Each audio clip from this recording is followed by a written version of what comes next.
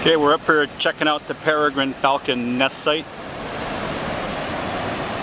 Saturday, June 20th, 7:16, Daylight Savings Time PM 2015. We're also going to be looking around to see if we can find any evidence of surviving chicks that have fallen out of the nest site. So I'll be searching around, looking at low-level ledges or large branches to see if they have set a chick on a low-level perch for it to stay until it's able to fledge that location. Don't know if we have any survivors from the fall.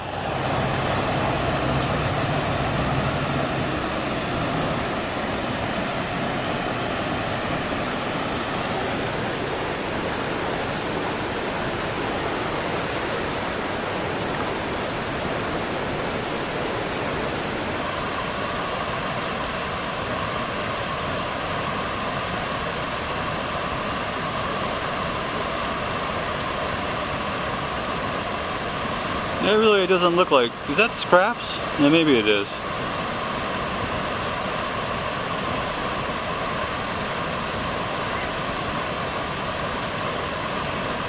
It seems to be a lot of scrap.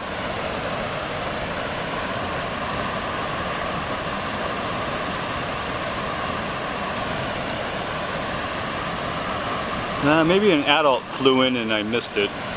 I've been searching around. Oh yeah, it looks like something was dropped off if two of them got a piece. I've been searching around to try and find evidence of a surviving peregrine falcon, but I haven't been able to find anything yet.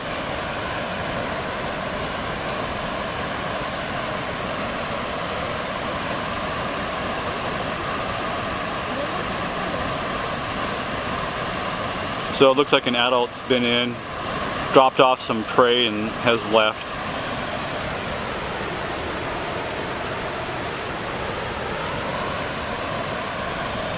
The adult peregrine falcons can provide as a location aid if there is a surviving peregrine falcon that has fallen. It'll take food to it periodically. If I can follow the adult peregrine falcon around, it might lead me to a surviving fallen peregrine falcon.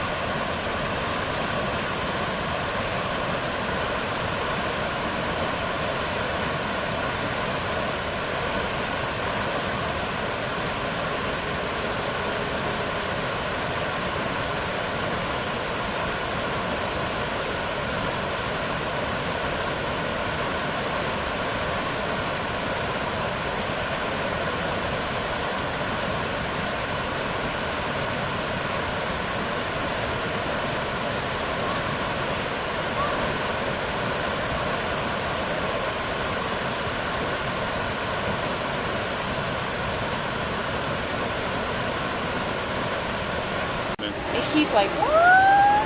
Oh. He goes, they should really be hatching within about 50 hours of each other. And he was surprised, but he had heard it before recently. Maybe in a controlled environment where there's not as much exposure to weather.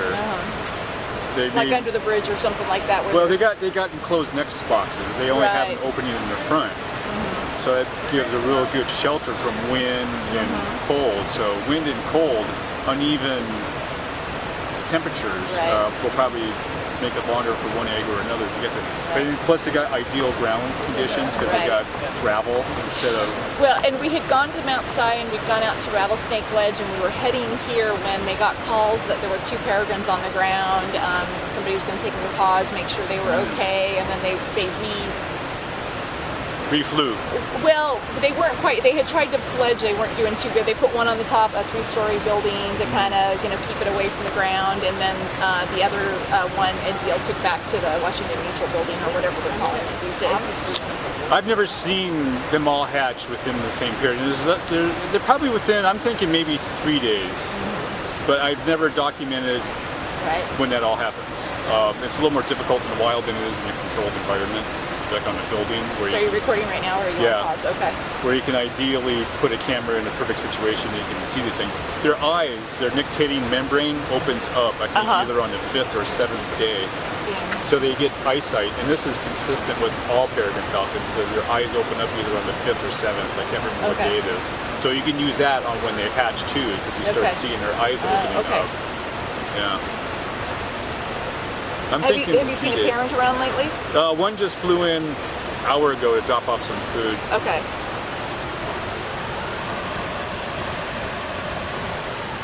See, they're kind of working together on this. They're not fighting each other. They look like they were fighting earlier. Like one took it away from the other just about a half hour ago, and like, no, it's mine. Yeah, so it looks like they're cooperating because they're both hanging on to it and they're both working on it. Well, and it made me nervous because then they were teetering too close to the edges. They were fighting over the food. I'm like... Yeah, they like to ball up together, and I think they were balling up together on the edge over here, because I've actually seen them ball up like that on that edge. And I think when they all get up, I think the one that's closest to the ledge just may be the one that gets, unfortunately... I was down earlier this morning, I guess around 10 or 11, and they were all on the right-hand... Well, I was worried that they were 2, but then I thought, oh, maybe they're 3, but they were so sacked out. One would pop up ahead and go back down, and I didn't get any movement for about an hour. I had to finally just, call it. Yeah, we've lost 2 chicks since I've been watching since 2005 in the first day or 2, maybe 3 days, when they have chicks and eggs. Okay. Because they're trying to keep the eggs warm that haven't hatched. They're trying not to suffocate or crush the one that hasn't. Or that has hatched already. Right. So the one that has hatched, and once they get eggs that have hatched, they stand up a little bit further off of them. They don't lay on them like when they're eggs. Right.